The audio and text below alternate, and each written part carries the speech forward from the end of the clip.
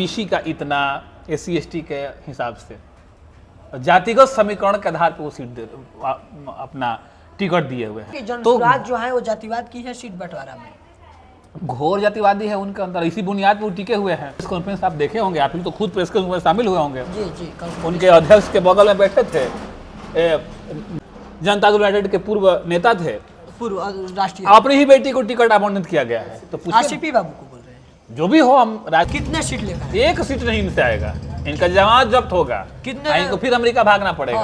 बिहार, नमस्कार, आप देख रहे हैं बिहार खबर, मैं हूं टिशु कुमार। फिलहाल बिहार की राजनीति गरमाई नजर आ रही है और आज हमारे साथ चर्चा करने के लिए जुड़ चुके हैं अश्विनी ओझा जी। प्रखर समाज सेवी हैं और काफ़ी राजनीति का अनुभव भी इनके पास है। बहुत लोग सलाह भी लेते हैं और बहुत कुछ चर्चा भी करेंगे। सबसे पहले स्वागत है बिहार खबर। बहुत बहुत धन्यवाद आपका। अभी बिहार में एक नई पार्टी आई है, चर्चा हम उसी से शुरू करेंगे क्योंकि वो बिहार की तीसरा विकल्प बन रही है। उसके जो सूत्रधार हैं वो बोल रहे हैं कि बिहार में हम तीसरा विकल्प हैं जनसुराज को लेकर, बोल रहे हैं कि ये जनता का राज है, जनसुराज है। देखिए, बोलने के लिए तो कुछ भी बोल सकते हैं, तो इन सब बातों पर विशेष ध्यान देने की जरूरत नहीं है। पार्टी बिहार में दो ही है और दो ही ध्रुव है, एक इंडी और एक एनडी है। अब इंडी से जिसकी विचारधारा मिलती जुलती है उनमें कई घटक दल हैं, एनडीए से जितने लोग मिलते जुलते हैं विचारधारा वाले लोग, उनके एक अलग घटक दल है। तो दो है। और तीसरा विकल्प मुझे लगता है, और इस तरह का विकल्प तो हर एक चुनाव में आप देखे होंगे, पत्रकार लोग हैं आप लोग को, तो हर एक चुनाव में इस तरह का सामना करना पड़ता है। तो मुझे लगता है कि तीसरी विकल्प है। हाँ, एक है कि व्यवसाय अच्छा चला रहे हैं अपना, व्यवसाय चल रहा है। हाँ, व्यवसाय अच्छा चला रहे हैं। आप व्यवसाय इनको बोल रहे हैं, ये तो बिहार बदलने की बात कर रहे हैं। व्यवसायी व्यक्ति बिहार को क्या बदल पाएगा? क्या है वो बिहार को नहीं बदल, बिहार को बदलने वाले जो बिहार के आबो हवा को, खुशबू को, यहाँ के जीवन शैली को, यहाँ के स्थानीय मुद्दा को सब जानता हो, वो इस चीज़ से दूर है। उनकी रहन सहन, उनकी बात करने की शैली,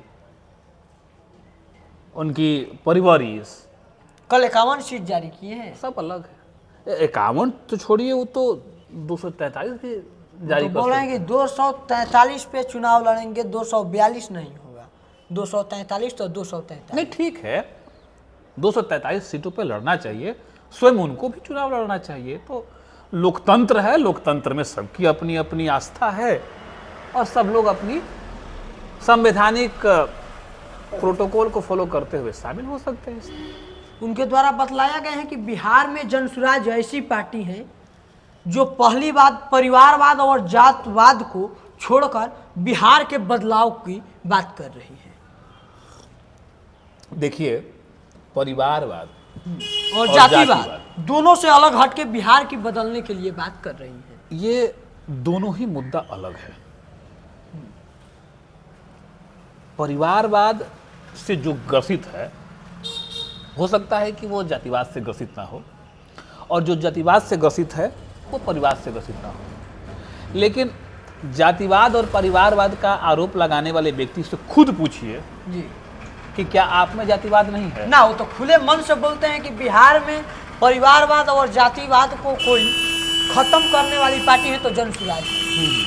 तो यही तो बोल रहे थे कि जिसकी जितनी संख्या भारी। ये इंडी गठबंधन के लोगों का एक स्लोगन था कि जिसकी जितनी संख्या भारी उसकी उतनी हिस्सेदारी। तो 51 से जो लिस्ट जारी किया गया है, 51 सूची जारी, 51 सूची, 51 लोगों का हाँ, एक लिस्ट में। हाँ। तो उनसे ये पूछिए, आप गौर से पढ़िए, बिहार प्रदेश के अंदर जातिगत समीकरण को देखते हुए, उन्होंने लिखा है साहब, अच्छा कि जातिगत समीकरण को देखते हुए लिखे हैं, उसमें तो लिखा हुआ है ओबीसी का इतना, बीसी का इतना, ईबीसी का इतना, बीसी का इतना, एससी एसटी के हिसाब से जातिगत समीकरण के आधार पर वो सीट अपना टिकट दिए हुए हैं। क्या लगता है कि जनसुराज जो है वो जातिवाद की है सीट बंटवारा में? घोर जातिवादी है उनके अंदर, इसी बुनियाद पर वो टिके हुए हैं। अच्छा, जातिवाद पे ही वो टिके। वो टिके हुए हैं। मैं ये पूछना चाहता हूँ कि मैं जिस समुदाय से हूँ, जिस जाति से हूँ, हो सकता है कि मैं बहुल्य हूँ अपने क्षेत्र में, और आप हो सकता है कि अल्पसंख्यक हो, लेकिन आप मुझसे ज्यादा कर्मठ रूप से उस समाज का, उस क्षेत्र में आपका जनमानस के बीच में पकड़ हो और जनता की सेवा में लगे हुए हैं। तो क्या सीट का बंटवारा जब होगा तो हम आपको जाति के आधार पर दे देंगे कि नहीं, आप समाज में सेवा कर रहे हैं तो क्या है, लेकिन जाति आप उसके नहीं है? यह राजनीतिक पैमाना होना चाहिए।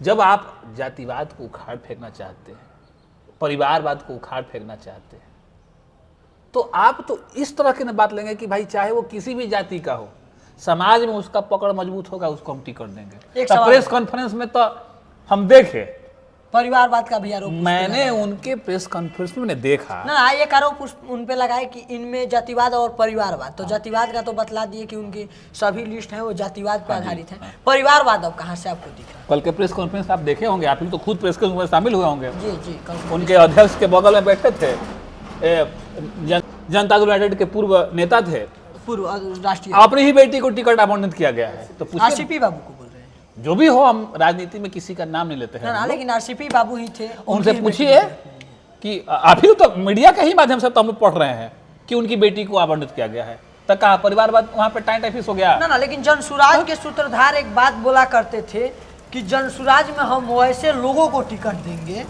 जो क्षेत्र में मेहनत करता हो। क्या लगता है कि उस पैमाने पे जनसुराज टिकट नहीं दी है? पत्रकार महोदय, आप लोग बुद्धिजीवी लोग हैं, यह सारी बातें अपने परिक्रमा काल में आदरणीय बड़े भाई ने सार्वजनिक कर दिया है। वो साबित कर दिए हैं कि विश्व के सबसे बड़े ज्ञाता हैं और भारत के बिहार में इस समय वो परिक्रमा में है। उनसे बड़ा पढ़ा लिखा कोई है नहीं। वो रोज नया नया चिट्ठा निकालते हैं, आरोप लगाते हैं, वो डंके की चोट पे करते हैं। चुनावी माहौल है, आरोप प्रत्यारोप किसी पर लगा सकते हैं, लेकिन एक चीज ध्यान रखिएगा, वो बिहार में नहीं थे तो भी बिहार समृद्ध था, आज हैं तो भी बिहार समृद्ध है, कल दूसरे राज्य में चले जाएंगे तो भी बिहार रहेगा। बिहार के मुद्दे पर बात कीजिए। वो तो बिहार के मुद्दे पर बात कर रहे हैं, पलायन पर बात कर रहे हैं, बोल रहे हैं कि बिहार से हम पलायन को रोकेंगे। वो तो ये भी दावा किए थे कि सरकार बनने के 2 महीने बाद, 2 महीने के अंदर में हम पलायन को उनसे पूछिए कि 6 महीना में आपको पलायन दिखाई दिया, 1 साल पहले आपको पलायन दिखाई दिया, 20 साल पहले जो यहाँ पलायन हुआ वो जंगल राज में पलायन हुआ। तो जंगल राज के पलायन को रोकने के लिए आपको 20 साल पहले सब छोड़ छाड़ के थे, तो अमेरिका के लॉस एंजलिस में बिरयानी खाए, उसके बाद आपका एकाएक जो है लगा कि नहीं, हमको तो अब भाई बिहार को बदलना है, तो अमेरिका से सीधे बिहार में टपक आए। ये कहते हैं कि हमने उनको प्रधानमंत्री बना दिया, हाँ, उनको तो मुख्यमंत्री बना दिया उनको। अरे कोई किसी को प्रधानमंत्री मुख्यमंत्री बनाता है? हर नेता के अंदर कर्मठता है। अच्छा आप बताइए, आप पत्रकार आप लोग हैं, बुद्धिजीवी लोग हैं, हम बोले कि हम आपको नेता बना, हम आपको पत्रकार बना दिए, हम उनको पत्रकार बना दिए। ये तो कूट कूट के अहंकार भरा हुआ है। और जिस पे आरोप लगा है उसको भी स्पष्टीकरण देना चाहिए, उसको भी कोर्ट में।